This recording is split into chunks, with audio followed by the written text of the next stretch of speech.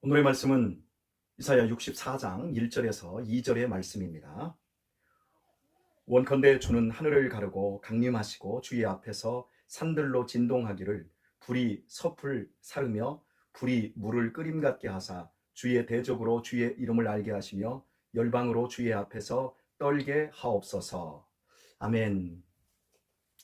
오늘부터 이사야 64장을 함께 살펴보겠습니다.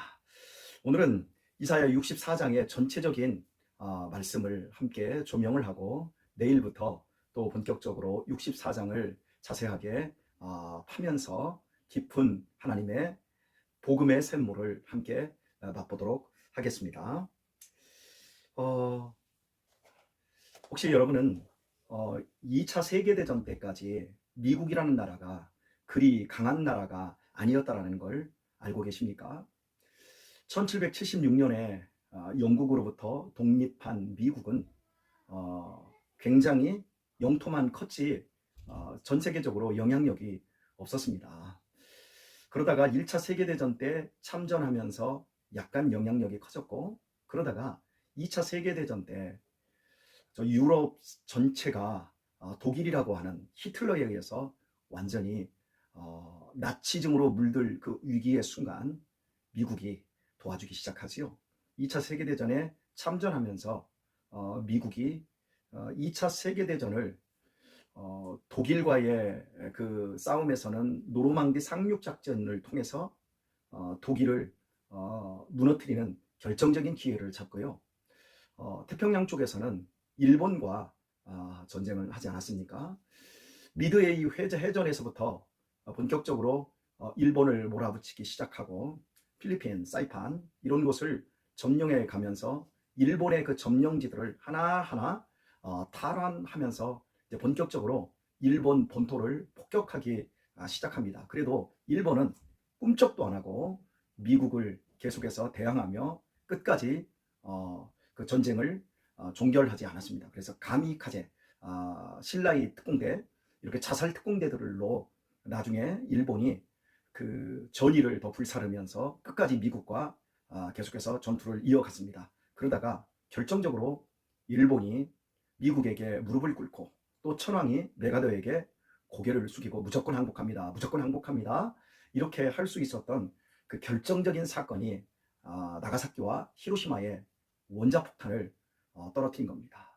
많은 원자폭탄의 실험들이 지하에서도 또 바다 밑에서도 또 사막에서도 이루어졌지만 실제 도시를 향하여 사람이 사는 거주지를 향해서 폭탄을 투척한 것은 이때가 처음이었고 앞으로도 그런 일은 일어나지 않아야 된다고 생각합니다. 상공 나가사키 상공 500m 또 히로시마 상공 500m에서 빛이 번쩍하면서 원자폭탄이 터졌습니다.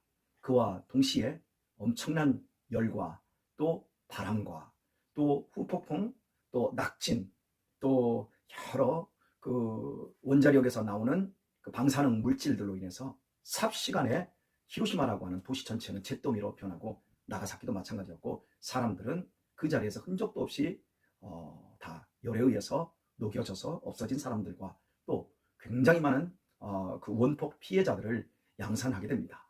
인류가 개발한 가장 무시무시한 이 핵무기를 통해서 일본은 깜짝 놀라고 미국에게는 무조건 항복하겠다. 무조건 항복하겠다.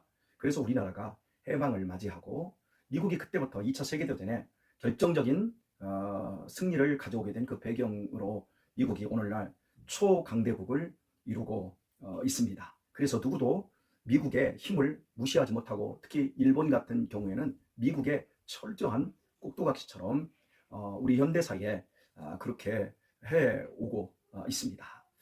여러분, 이스라엘은 이해할 수가 없었어요.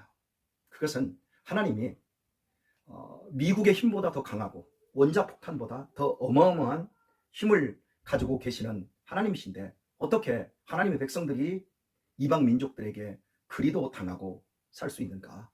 우리야 사람이기 때문에 이방 세력들에게 당한다 할 수 있지만 어떻게 살아계신 하나님이 그 엄청난 능력을 가지시고 계시는 하나님께서 이방신, 무로닥이나 벨신이라든지 이런 잡신들에 의해서 조롱을 받는가, 이런 부분들이 이스라엘 백성들에게는 이해가 되지 않았습니다. 이스라엘 백성들에게는 하나님의 어마어마한 힘을 경험한 적들이 엄청 많지요. 대표적으로 출애굽할 때 10가지 재앙을 통해서 그 시대의 가장 강력한 제국 이집트를 초토화시켰습니다. 엄청 큰 능력이었지요.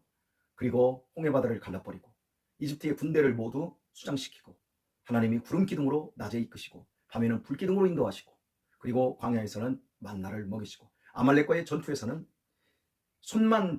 모세가 손만 들면 적들이 무너져 내리고 하나님이 해를 멈추게 하시고 달을 멈추게 하시고 이러면서 출애굽할 때 가장 큰 하나님의 힘이 어마어마하다는 걸 알게 되었지요. 그리고 나서 계속해서 여호수아가 정복할 때도 또 사사시대에도 하나님께서 부어주시는 능력에 따라 사람들이 그 이스라엘 역사의 향방을 바꾸고 왕정시대에도 마찬가지였고 하늘에서 불을 내렸던 엘리야의 사건이라든지 이런 것 하나하나를 이스라엘 백성들은 다 알고 있었습니다. 그런데 이스라엘이라는 나라가 멸망을 했고 지금 하나님께서는 멸망한 지 70년 후에 이스라엘 백성들을 다시 그 고향 땅으로 돌아가게 하신다고 분명히 약속을 했습니다. 그래서 우리는 지금 현재 이사야 39장부터 새롭게 반전되면서 이스라엘 백성들에게 새로운 비전과 희망을 안겨주면서 우리가 이 63장에서는 하나님이 원수 갚을 날이 왔다. 그러면서 에돔에서부터 하나님이 그 포도즙 틀을 다 밟아버린 것처럼 나오시면서 내가 내 백성들을 내가 신원하리라 이러면서 점점 하나님의 엄청난 구원이 가까워 오고 있는 이런 희망의 메시지들이 63장까지 펼쳐지고 있습니다. 그런데 64장으로 딱 넘어오면 그 시작되기를 원컨대 주는 하늘에서 하늘을 가르고 강림하시고 주의 앞에서 산들로 진동하기를 이러면서 하나님 이런 어마어마한 힘이 있는데 하나님이 한번 하늘을 가르시고 땅을 진동시키며 임하시기만 하면 어떤 나라도 다 쓰러뜨리고 우리 같은 당신의 백성 하나님의 백성들을 구원해 내실 수 있는데 왜 그런 능력들을 사용치 않고 인간들의 광패함과 교만에 끌려가십니까? 어떻게 이방 잡신들에게 우리 하나님이 이렇게 힘없는 하나님이 되어서 조롱당하고 멸시를 당하고 계십니까? 대체 하나님 어떻게 왜 무엇 때문에 이러고 계십니까? 답답한 심정으로 이사야 64장이 그런 내용으로 시작을 합니다. 그러면서 하나님 다시금 하늘을 가르시고 임하소서 이런 부분들로 1절에서 4절까지 되어져 있고요. 그리고 5절부터 7절까지는 하나님 앞에서 인간의 의는 그냥 더러운 옷과 같다. 그리고 지금 이스라엘 백성들이 너무도 패역한 상태에 있다. 그러니 우리를 다시 한번 불쌍히 여겨달라. 우리에게 돌아오소서.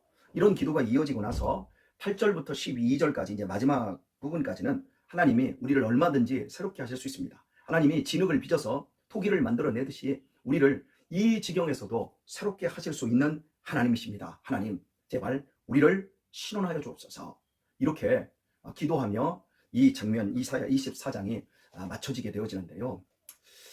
혹시 여러분이 이사할 때 이삿짐 센터를 부르지 않습니까? 그래도 이사하기 전에 짐을 어느 정도는 쌓아두지요. 중요한 짐들, 깨져서는 안 되는 것, 또 없어져서는 안 되는, 도난당하면 안 되는 이런 짐들만큼은 여러분이 많이들 쌓아놓으세요. 책 같은 것도 쌓아놓고 다 이렇게 자잘한 것들 중에 정말 중요한 것들은 잘 쌓아놓습니다.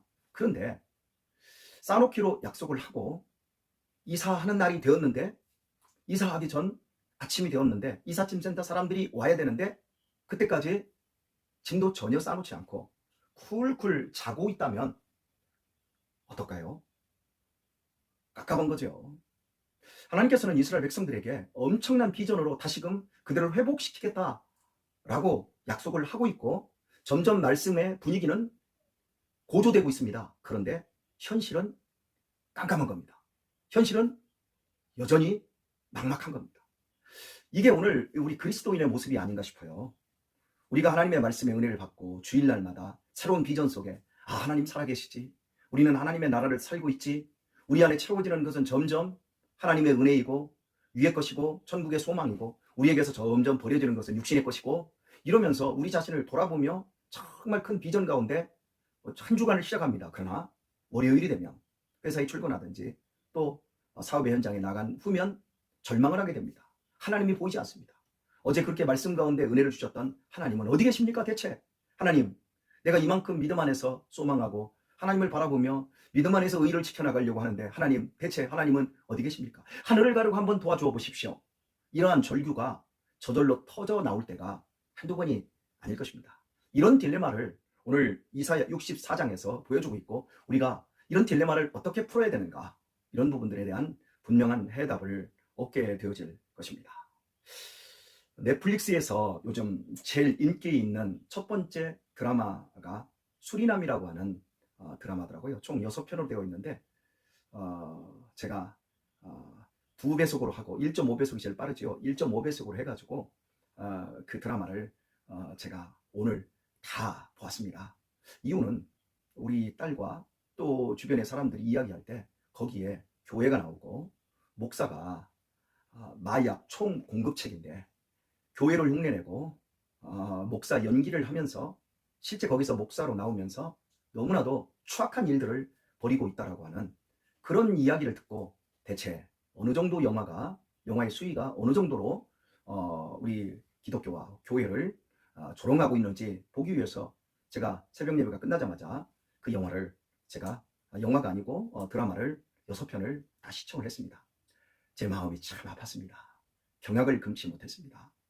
우리나라의 최고의 영화 배우를 모두 국민들에게 인기와 신뢰와 존경을 받는 영화 배우를 목사로 만들어서 그 목사의 이중생활, 그 유선, 그리고 교회에서 쓰는 할렐루야, 아멘, 교회에서 은혜, 이런 용어들을 다 뒤틀어서 얼마나 더럽게 조롱하고 있는지 깜짝 놀랐습니다.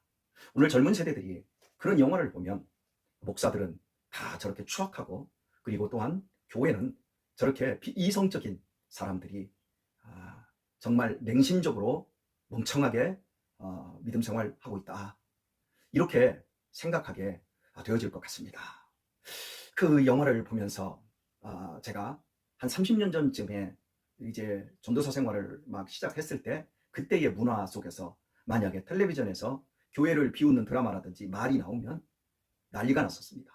기독교 단체, 기독교 지역 연합, 이런 데서 방송국에 항의를 하고 사과해라. 아니, 아예 교회를 주제로 해서 교회를 비아냥거리는 드라마나 말은 하지 못했었습니다.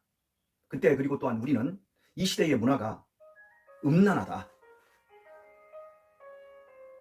이 시대의 문화가 반기독교로 흘러가고 있다, 그래서 우리는 문화 속에서 사탄이 얼마나 역사하고 있고 얼마나 사탄이 문화를 부여잡고 이 시대의 사람들을 공격하는지 우리 깨어 있어야 된다, 그러면서 문화적인 공격에 대해서 고민을 하며 기도했었습니다. 그런데 지금은 세상이 마음 놓고 교회의 모티브를 모방하며 거기에 어떤 프레임을 씌워서, 악한 프레임을 씌워서 교회를 대놓고 조롱하고 비난합니다. 제가 그 드라마를 보면서 하나님, 대체 이 지경까지 왔습니다. 예, 그 모든 책임은 우리 교회의 책임입니다. 교회의 깨끗하지 못한, 교회의 비이성적인, 비상식적인 일들, 세상보다 더 구태의연하고 세상보다 더 종교라고 하는, 신앙이라고 하는 명목으로 못된 짓을 많이 했습니다. 그래서 그렇게 해도 우리가 아무런 힘이 없고 그렇게 물매를 맞는다는 입장에서 하나님 죄송스럽습니다 라는 마음을 제가 가졌습니다. 여러분, 우리 그 드라마를 보시는 우리 성도님들, 우리 그리고 젊은이들, 그 드라마를 볼 때 악이 징벌받는 그 장면에서 그 악은 기독교입니다. 사람들은 그 나오는 액션 씬과 그리고 시원시원한 그 영화 스토리 속에서 사람들은 거기에 숨겨놓은 기독교를 조롱하는, 하나님을 비방하고 하나님을 멸시하는 그런 부분들을 여러분 주의하셔야 합니다. 어둠의 권세 잡은 자들이 이렇게 교회를 무너뜨리고 다음 세대들의 영혼을 죽이고 있습니다. 하나님의 몸된 성전인 교회를 이렇게 핍박하고 있습니다. 깨어 있으십시오. 기도해야 됩니다. 저는 기도합니다. 제가 그리고 마지막으로 하나님 앞에 오늘 이사야 전체적인 내용처럼 주여 하늘을 가르고 임하시옵소서. 왜 하나님 가만히 계십니까? 땅을 진동하며 당신의 권능, 당신의 영광으로 임하시옵소서. 제가 이렇게 하나님 앞에 기도했습니다. 근데 하나님께서는 이렇게 말씀하십니다. 제 마음속에서 그런 마음으로 응답해 주셨습니다. 내가 저 악한 자들을 어떻게 구원하는지 보라. 저 연기를 하는 가짜 목사, 가짜 전도사, 가짜 집사들, 저 흉내내며 교회를 마음껏 조롱하는 저 사람들을 내가 이 다음에 진짜 목사를 만들고 진짜 전도사를 만들고 진짜 집사를 만들도록 내가 세월 속에서 시간 속에서 나의 권능과 영광을 보이겠노라. 하나님께서 제 마음속에 그렇게 응답해 주셨습니다. 그렇습니다. 하나님은 한 사람의 영혼도 놓치고 싶지 않으십니다. 그래서 할 수만 있다면 하나님은 참으시며 오래 참으시며 당신의 그 온유하심으로 견디시며 한 사람에게라도 더 구원의 은혜를 입혀주시고자 하나님은 침묵하고 계십니다. 오늘의 말씀을 맺겠습니다. 이사야 64장을 우리가 풀어가면서 이제 앞으로 우리가 누릴 은혜는 그것입니다. 하나님이 침묵하십니다. 하나님이 힘이 있지만 그 힘을 폭력으로 쓰지 않습니다. 그리고 하나님은 당신의 아들의 십자가로 말미암아 사랑으로 이런 추악한 집단과 추악한 나라와 추악한 민족과 추악한 사람들을 구원해내십니다. 우리는 이제 하나님 땅을 가르고 하늘을 가르고 땅을 가르고 임하시옵소서. 이에 십자가로 하나님은 하늘을 가르셨고 땅을 진동시키며 임하셨습니다. 그 십자가를 우리는 붙들어야 될 것입니다. 그리고 온유해지십시다.